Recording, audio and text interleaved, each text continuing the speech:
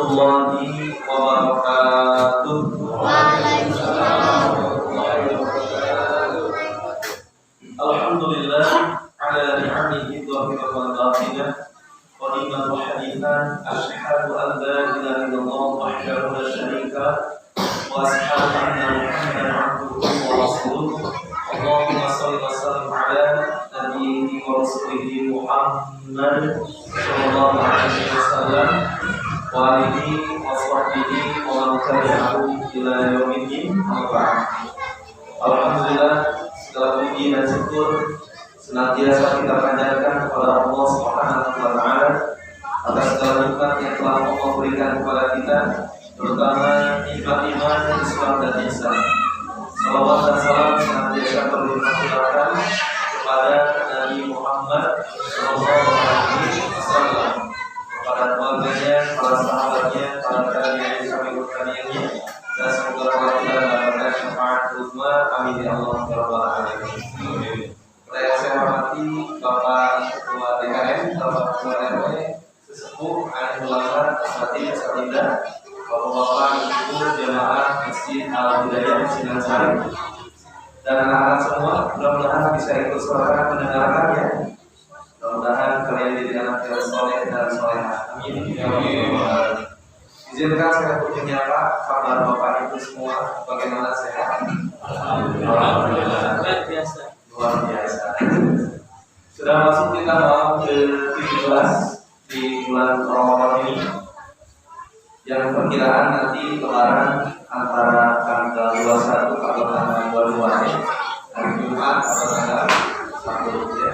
Jadi kalau yang satu sudah melakukan hari Jumat tanggal 21 April Idul Fitrinya. Nah, sebagian lagi menunggu jadwal bilang.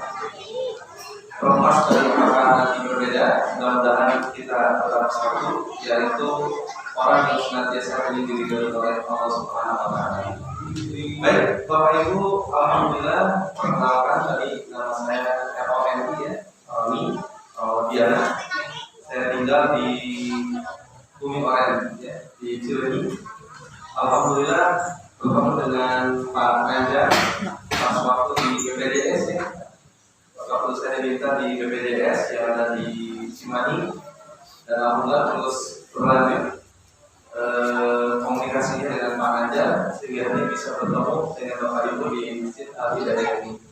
Mudah-mudahan selama ini tidak hanya di dunia, tapi kalau bisa bertemu di akhirat di surga yang Allah. Amin ya Allah. Mungkin karena waktu, jadi saya ingin sedikit mengulas mengenai tentang nuzulul Quran. Jadi nuzulul Quran itu sebetulnya dua kata yang berbeda. Dalam bahasa Arab itu diidofahkan. Jadi idofah itu satu kalimat dengan kalimat yang satu disambungkan sehingga akhirnya menjadi pengertian yang baru. Jadi bukan pengertian nuzul itu apa, Quran itu apa, tetapi nuzulul Quran. Seperti misalkan kalau ada orang yang senang di manajemen, ada manajemen bisnis, jadi bukan dari manajemen karena bisnis, tapi manajemen bisnis itu adalah begitu pun nuzulul Quran. Nuzulul Quran itu banyak pengertian yang diberikan oleh para ulama kita. Yang artinya nuzulul Quran itu adalah proses turunnya wahyu dari Lauhul Mahfuz ke Baitul Izzah langit dunia kepada Nabi Sallallahu Alaihi Wasallam melalui perantaraan malaikat Jibril Alaihi Salam yang diturunkan secara berangsur-angsur selama 22 tahun, 2 bulan, 22 hari. Prosesnya itu. Al-Quran ini agak unik dan sangat unik dibanding dengan kitab-kitab samawi lainnya. Kitab Taurat, kitab Zabur, kitab Injil itu diturunkan hanya khusus kepada Bani Israil. Kitab Daud, Nabi Daud, kitab Zabur itu juga turunnya langsung. Taurat kepada Nabi Musa langsung, Injil kepada Nabi Isa langsung, ya. Dan itu hanya khusus satu kaum saja.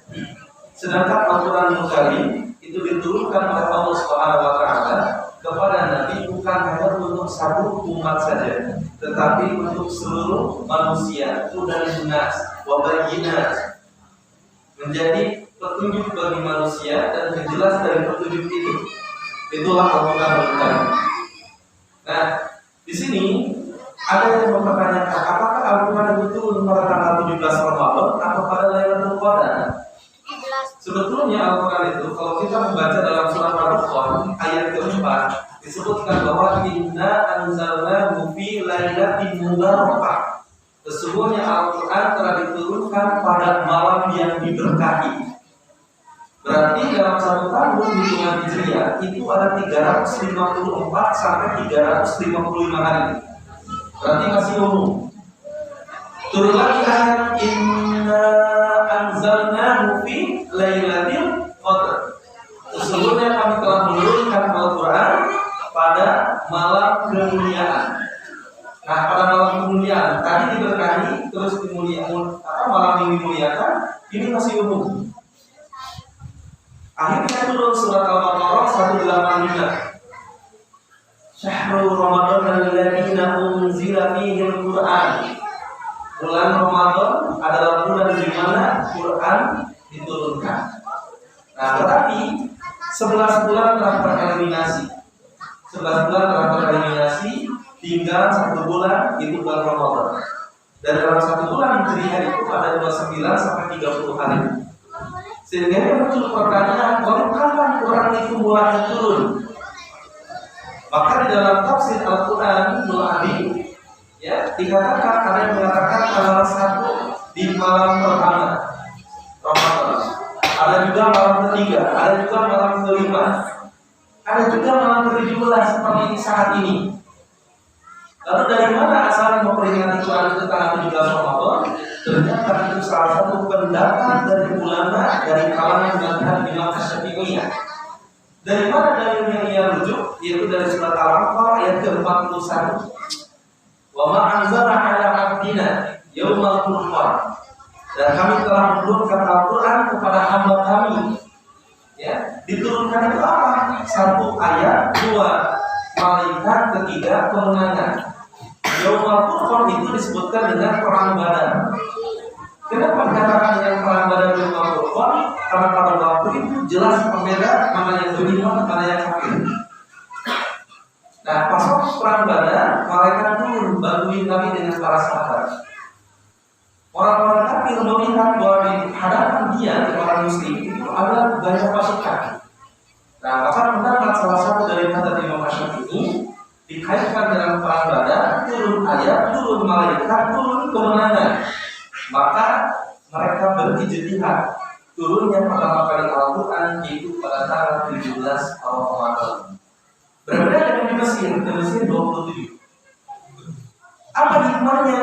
Dan sampai sekarang Allah masih merahasiakan tanggal Ramadannya kapan-kapan masih merahasiakan. Dan apa hikmah yang bisa kita petik? Hikmahnya ternyata semuanya dirahasiakan. Orang yang dapat Lailatul Qadar tidak semuanya tahu, dirahasiakan. Supaya apa? Kebayang tidak? Kalau seandainya Bapak dan Ibu malam ini diberitahukan Bapak Ibu dapat Lailatul Qadar, dapat WA.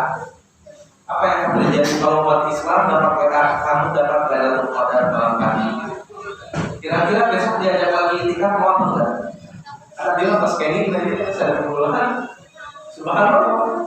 Ini dirahasiakan. Untuk apa? Surprise. Supaya menjadi kejutan.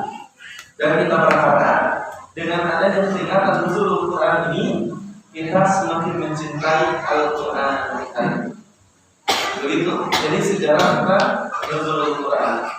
Dan ternyata Al-Quran itu seperti samudra yang sangat luas sekali.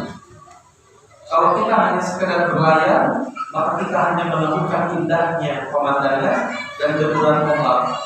Tetapi kita telah melewatkan mutiara yang ada di dalam lautan itu. Maka selamilah lautan itu, selamilah Al-Quran itu, maka kita akan mendapatkan mutiara atau kebaikan. Saya ingin mengambil salah beberapa contoh. Ketika seseorang mengambil Al-Quran sebagai hudan linnas, sebagai petunjuk bagi manusia, ada salah satu penelitian yang dilakukan oleh guru besar Harvard University. Beliau melakukan penelitian selama 20 tahun di 40 negara. Beliau ingin tahu negara satu maju dengan negara yang satu mundur, apa penyebabnya. Bayangkan ini guru besar di Harvard University, dia pergi 40 negara selama 20 tahun. Dan ternyata yang menjadi penyebab satu negara maju, menjadi penyebab satu negara mundur, itu karena sajian dan bacaan yang diberikan kepada generasi muda khususnya. Dan dia melihat selama 20 tahun negara ini, bacaan dan sajiannya yang diberikan adalah ini. Maka ternyata 20 tahun yang akan datang terbentuknya ini. Kalau negara yang mundur, bacaan sajiannya seperti ini, maka 20 yang akan datang dan dia saksikan sendiri, ternyata inilah menjadi penyebabnya. Dan boleh jadi hikmah Al-Quran diturunkan selama 23 tahun ini adalah untuk membentuk bagaimana Allah mengutus Rasulnya ditemani dengan para sahabatnya, membimbing dengan sabar, mengarahkan dengan kuat sahabat-sahabat yang lainnya agar mereka memahami Al-Quran. Dan akhirnya generasi Rasul adalah generasi yang terbaik dan setelahnya. Masya Allah. Di sana lihat kita ada adik, ya, Asep, ya. Nah, nanti mainnya kata rame. Nah, di sini kita lihat generasi Nabi Shallallahu Alaihi Wasallam itu dibentuk sehingga akhirnya di zaman itu nur dan ilmu itu bertaburan. Hikmah itu bertaburan, keadilan itu bertaburan, rahmat Allah itu bertaburan. Kenapa? Karena selama kurun waktu 23 tahun sahabat digembleng dan turun Quran beransur-ansur sesuai dengan kasus yang diterima oleh Nabi. Suatu ketika kami sedang berdakwah, tiba-tiba datang pamannya Abu Lahab, kabar Muhammad, celaka Muhammad, maka turun kata sejarah Abu Lahab dibuatan. Nabi ditanya tentang hari kiamat, jelaskan kepada aku tentang hari kiamat, maka turun surat Al-Qur'an, surat Al-Haqqah, dan surat-surat yang lain berkaitan dengan kiamat. Orang-orang Yahudi datang kepada Nabi, ceritakan kepada kami tentang kisah Musa, maka turun ayat itu. Karena dia menjadi objek dakwah Nabi Musa alaihissalam dan Nabi Muhammad adalah kaum Bani Israil dan kaum Nasrani. Kau ceritakan kepada aku bagaimana cerita tentang kondisi kaum yang berhak kaum Lut, diceritakan sama turun ayat selama 23 tahun. Dan Quran itu tidak hanya turun, selanjutnya tidak di bulan Ramadan saja. Pokoknya setiap ada peristiwa Quran turun, setiap ada peristiwa Quran turun. Terkadang turunnya Quran itu karena ada pertanyaan dari sahabat. Turunnya Quran itu karena ada pertanyaan dari orang-orang kafir. Dan ternyata Quran pun itu dari Baitul ke Nabi Muhammad itu sudah utuh dan diturunkan kepada Nabi Muhammad itu secara langsung. Makanya Quran itu ada urutan tanzil, ada urutan mushaf. Nah, urutan mushaf itu yang senantiasa kita lihat saat ini. Dari mulai surah Al-Fatihah sampai Anas itu. Nah, urutan tanzil itu juga begitu, Al-Alaq 1 sampai 5 dan seterusnya. Urutan tanzil. Tetapi kenapa Nabi bisa menentukan ini surat ini ayat di sini? Itu bukan Nabi, bukan malaikat juga. Tetapi memang sudah dari Allahnya bahwa Al-Fatihah yang pertama, Anas yang terakhir. Dan kalau kita melihat meneliti, sekarang Quran 30 juz, jumlah suratnya 114, jumlah ayatnya berapa? Nah, kebanyakan kita menerima informasi 6.660. Nah, ternyata kalau kita mau menghitung kembali jumlahnya 6.136 ayat. Kalau Bapak Ibu ingin penasaran, silakan hitung. Jumlahnya 6.230 ayat. Dan kalau Bapak Ibu rajin menghitung lagi, jumlahnya adalah 1.027.000 huruf. 1.027.000 huruf. Dan 1.027.000 huruf itu hanya terkumpul 29 huruf. Sebetulnya untuk bisa baca Al-Quran itu mudah, kuasai yang 29. Makanya muncul metode mikro, gimana caranya bisa tahu huruf yang 29. Ada jilid 1, jilid 2, jilid 3 sampai jilid 6. Ada metode Umi, jilid 1, jilid 6, ada Bori. Ada metode Tilawati, jilid 1 sampai 6. Ada bahasa, semuanya gimana caranya umat Islam bisa dengan hijabiah. Maka tidak hanya sekedar kita menikmati bacaan, tapi kita pun belajar membaca. Cuma tidak tahu di sini. Rata-rata di beberapa masjid, saya suka ngobrol juga dengan teman-teman yang ngajar. Kalau tiba pembelajaran Al-Quran, bapak-bapaknya sok bubar jalan. Saya tidak tahu kenapa, mungkin karena malu gengsi. Tapi mudah-mudahan sesuai dengan namanya Al-Hidayah itu ketika ada pembelajaran Al-Quran, kami lebih gengsi, kami bergengsi. Allah sudah memberikan waktu sama bapak sama ibu. Jangan sampai ada alasan Ustaz ini asal rumahnya belajar Al-Quran socara pas kuliah kurang itu kami mau disibuk gitu. Mudah-mudahan Al-Hidayah tidak seperti itu. Bapak Ibu, di dalam surat Al-Kahfi ayat ke-18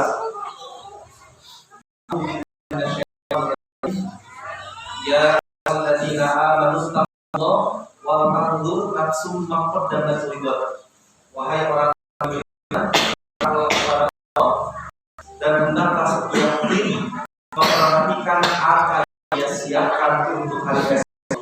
Dan kepada Allah sesungguhnya Allah Maha Tahu apa yang kalian kerjakan. Karena kematian akan awal kehidupan yang sangat baik.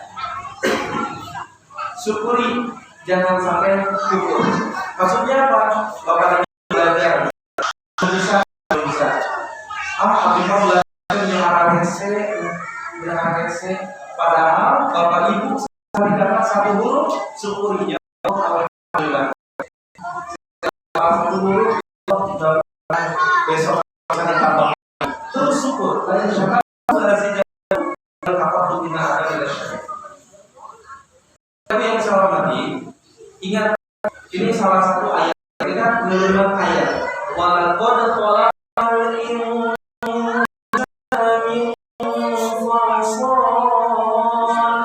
min salsalin min hama'in masnun.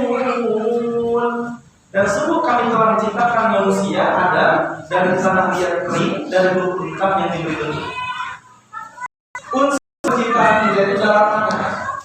Sedangkan kalau kita mau mendalami lagi, yang namanya tanah itu adalah tempat tumbuh, tempat menanam. Kalau seandainya kita menanamkan, apabila yang harus kita Al-Quran itulah yang kita. Hanya akan itulah yang kita. Apa yang berarti ini itulah yang kita. Apa yang kita, karena kau akan menuainya. Karena kita adalah manusia sangat tanah. Betul. Contoh ini, ada orang yang curhat sama saya kayak gini, Ustaz, kenapa hidup saya kok ditipu terus? Kemarin mobil ditipu, terus suami diperet sama wanita lain. Ada kayak gitu, diperet berkaset dari suaminya, curhat. Kali terkasih sama berbagai. Padahal suka-suka, rasa suka datang, kan begitu. Kenapa bisa seperti itu? Karena dia namanya kayak gitu. Dia suka datang, tapi hidupnya banyak ujian. Dia suka kali, tapi hidupnya banyak dicoba dan diuji yang lainnya. Itulah dari mana. Dan semuanya ada di dalam Al-Quran bahwa sifat dasar itu adalah tempat tumbuh, tempat menanam, tempat berbaikan, dan tempat mudah dibentuk. Maka kita dari dan kembali kepada asal usul kita itu dari tanah yang memiliki sifat-sifat terus ingin menanam kebaikan. Dan tanah itu juga menuntut bangkai. Benar nggak? Tanah bangkai. Sifat dasar itu harusnya untuk air saudaranya. Tapi sekarang dibuka dengan adanya tayangan-tayangan yang lapak riba. Subhanallah. Bapak Ibu yang saya hormati, berapa menit ya? Lanjut saja ya. Dan biasanya saat itu kita sama sarapan. Tapi tergantung ya. Ayo memikirkan dalam ya. Kalau bacaan apa lumayan, ya udah lumayan teh. Tapi ada kalau gerakannya cepat, nenek mah kadang seperti nenek mah kembali anak kan, dan saking berdarah. Bapak itu yang saya hormati, kita lihat kita dalam liburan, dalam momentum berliburan ini kita dalam liburan. Apa salah satunya? Bapak itu pernah dengar cerita Nabi Yunus. Nabi Yunus alaihissalam beliau ditelan ikan, dimasukkan ke dalam lautan di tengah gelap malam. Kisah itu ada di mana? Ada di Al-Quran. Kalau hanya sebatas membaca Nabi Yunus, enak ada kehidupan, kasar itu. Tapi kalau kita mau mendalami dan mau mengkorelasikan dengan kehidupan kita, itu akan ada yang sama. Punya masalah untuk diselesaikan atau untuk diapakan? Rata-rata punya masalah untuk diselesaikan. Nabi Yunus di dalam perut ikan, masalahnya apa? Aduh, gelap. Apakah Nabi Yunus bilang, aduh, iya gelap, kumaha ini, begitu nggak Nabi Yunus? Tidak. Bagaimana aku besok mau makan? Nabi Yunus dulu gitu nggak? Fokus kepada masalahnya. Aduh, gimana nih kalau haus?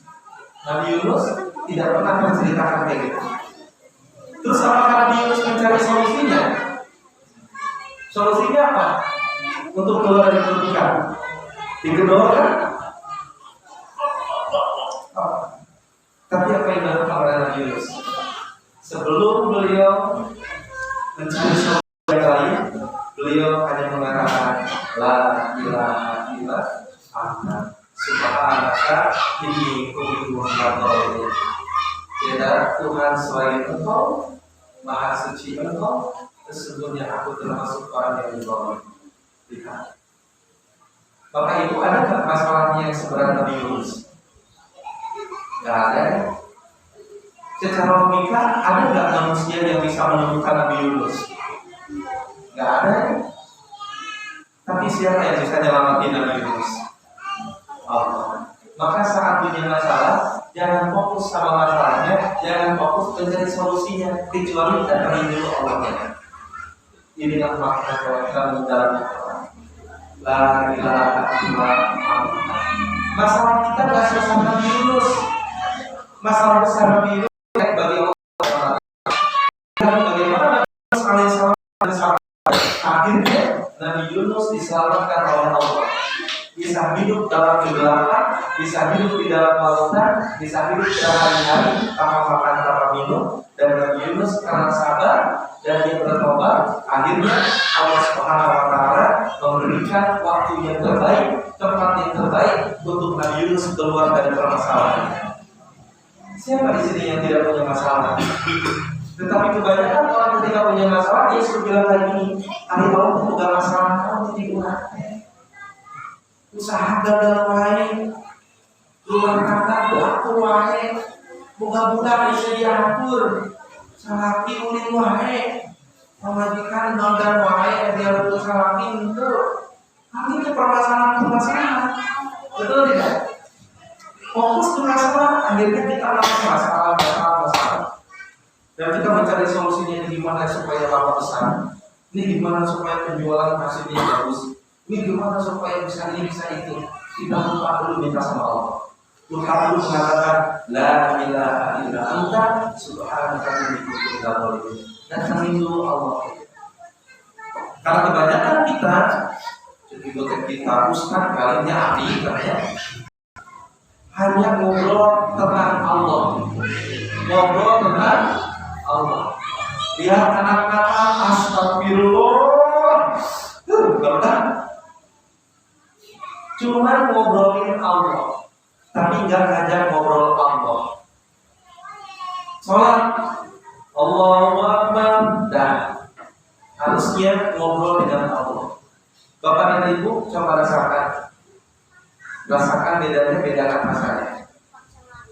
Ketika ibu, bapak mendengar anaknya cerita kepadanya, Aku beruntung punya ibu dan ayah seperti ibu. Saya beruntung mempunyai ayah dan ibu yang baik banget sama saya, dia pengertian sama saya. Pokoknya kata-katanya enak didengar, baik pokoknya. Ibu dengar, bapak dengar, bangga nggak, bahagia nggak ketika anak cerita kebaikan ibu kepada temannya? Bangga, bahagia nggak? Tapi rasakan bedakan rasanya ketika bapak dan ibu langsung anak dibicarakan dia. Mama, bapak, makasih. Mama, bapak adalah orang tua yang terbaik. Maafin saya jika banyak salah. Saya sangat sayang sama mama dan bapak. Rasakan bedanya, bedakan rasanya. Enak yang mana? Yang kedua, mudah-mudahan bapak dan ibu sering itu ke Allah. Sering itu ke Allah. Ya Allah, mohon maaf. Hamba banyak dosa seperti itu masih dari. Hamba banyak melakukan juga seperti itu, maka maafkan. Terima kasih atas kaki yang telah bisa dilapangkan ini. Terima kasih lisan yang telah bisa bicara ini. Terima kasih ya Allah, terima kasih ya Allah, terima kasih. Coba rasakan dari atas rasa. Itu pasti kita akan melakukan saat kita hanya ngobrolin Allah, tapi ngobrolin Allah. Tapi bisa dibayangin kalau seperti apa? Meski kita bisa melihat Allah, itu satu kasus kalau kita mendalami Al-Quran. Dan terakhir 5 menit lagi. Kepada itu pernah dengar cerita Nabi Musa? Ceritanya tentang Nabi Musa disuruh untuk datangi Firaun. Idhab ila Fir'auna innahu tagha. Berangkatlah kamu kepada Firaun karena sesungguhnya dia telah melampaui batas. Itu momentum yang sangat melegakan, di mana Nabi Musa alaihissalam itu adalah orang DPO, daftar pencarian orang Firaun.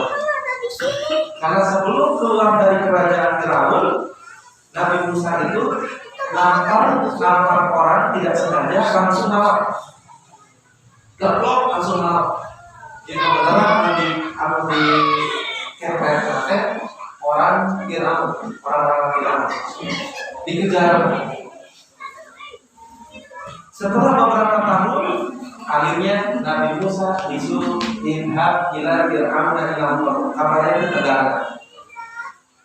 Fir'aun memiliki raja kerajaan. Nabi Musa pada waktu itu belum. Fir'aun pasukannya tanya, Nabi Musa tidak ada. Fir'aun itu simbol rasa takut. Simbol rasa takut, simbol sesuatu hal tidak mau kita hadapi. Simbol sesuatu hal yang kita ingin menghindari. Betul tidak? Ada nggak di dalam kehidupan kita sesuatu hal yang kita tidak mau menghadapinya? Ada. Takut ini, takut itu. Walanabluwannakum bisyai'in minal khawfi wal ju' wa naqsin minal amwali wal anfusi wal thamarat wa basyyiris sabirin. Dan kami akan menguji kepada kalian dengan sedikit ketakutan, kekurangan harta, jiwa dan buah-buahan. Betul nggak? Kita takut kalau jualan rugi. Kita takut kalau bekerja dipecat. Kita takut kalau bekerja tidak dipakai lagi. Ketakutan. Kita takut kalau nanti pas lebaran nggak bisa bagi THR. Kita takut nanti sebelum lebaran nggak bisa beliin baju anak. Kita takut kalau sebelum lebaran kita nggak bisa mudik. Takut itu simbol ketakutan Firaun. Tapi lihat, ketika saat itu Nabi Musa alaihissalam tidak meminta begini, ya Allah, Firaun punya kerajaan, kasih aku kerajaan. Enggak. Ya Allah, Firaun punya banyak pasukan, tapi juga kasih pasukan dong. Enggak. Ya Allah, Firaun banyak kekayaannya, saya juga kasih kekayaannya. Enggak. Nabi Musa alaihissalam tidak minta selevel dengan Firaun. Tapi apa yang dilakukan oleh Nabi Musa alaihissalam? Rabbi shrah li sadri. Apa? Diminta agar dadanya lapang. Berarti kalau kita mau mendalami ayat itu, ternyata solusi dalam setiap kehidupan itu adalah minta dada ini dilapangkan. Rabbi sholli. Misalkan ada air dari atasnya. Misalkan ada air di sini. Saya cari batas lebih halus gitu kan. Misalkan ini air, anggapnya air. Ini air dimasukin garam. Terus diminum, apa dirasakan? Asin. Betul tidak? Tapi kalau garam ditaburi di air sunyi yang mengalir, yang jernih di kaki pegunungan, asin tidak? Sorpusor, lapang wadahnya itu. Sebetulnya masuk itu kecil, cuma dadanya ada sempit. Nabi Musa merasakan kesempitan saat itu, maka apa yang pertama kali diminta oleh Nabi Musa? Rabbi sholli. Kalau langsung ayat saya. Mohon kayaknya hari kalau tidak ayat. Mohon. Kan seperti ini. Rabbi sholli minta dadanya dilapangin dulu. Baru setelah itu wayasir amri, dimudahkan urusannya oleh Allah Subhanahu wa taala. Dan kita dalam lagi lapang dada seperti apa kalau ingin lapang dada? Ini saya ini sebagai penutup saya kasih 5 prinsip agar bisa lapang dada. Dan ini tidak akan saya urai secara detail, hanya poin intinya saja. Berhubung Bapak dan Ibu sudah tidak sabar ingin sholat tarawih berjamaah. Yang satu, agar kita memiliki dada yang lapang, yakini bahwa segala sesuatu atas izinnya Allah. Apa yang terjadi di muka bumi ini dan yang terjadi pada diri kita itu sudah tertulis di Lauhul Mahfuz. Bahkan sebelum kita ada itu sudah ada yang buat. Kenapa hal itu diberitahu? Supaya saat kita sedih, kita tidak terlalu sedih. Jika kita mendapatkan kebahagiaan, tidak terlalu bangga dan ujub, karena semuanya sudah ditulis. Ustaz, kalau begitu, ngapain aku saya ibadah? Kalau udah ditentukan ke surga, emang Bapak dan Ibu sudah dapat informasi meninggalnya dalam kondisi apa? Belum kan? Maka dari itu pas ikut satu prinsip agar kita lapang dada, yang ini segala sesuatu atas izinnya Allah. Yang kedua, yang ini segala sesuatu baik dari Allah. Ibnu Qayyim pernah mengatakan, barang siapa yang melihat dunia dengan pandangan iman, maka dia akan menemukan keindahan dalam setiap perjalanan hidup. Bahan bocor, mau banyak nyarikan. Dia pandang di mana ada rezeki tukang tambal ban. Kemarin renovasi kira diservis, mesin cuci kira diservis. Saya melihat pandangan iman, oh tukang servis laptop, doanya di foto. Ya Allah, berikanlah hamba rezeki.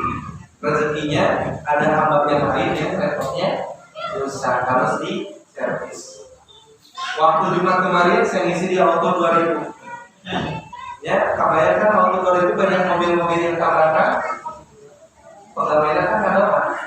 Ya Allah, berikanlah kami rezeki. Karena di tindatnya ayah harus servis. Betul tidak? Menuntut amal kami kan dokter kan doa. Ya Allah, berikanlah hamba rezeki. Tiba-tiba ayah menjadi malas. Tiba-tiba ayah menjadi tukur di Paris. So, lihat, barang siapa yang memandang dunia ini dengan pandangan iman, maka dia akan menemukan keindahan dalam setiap perjalanan hidup. Yang ini semua yang terbaik.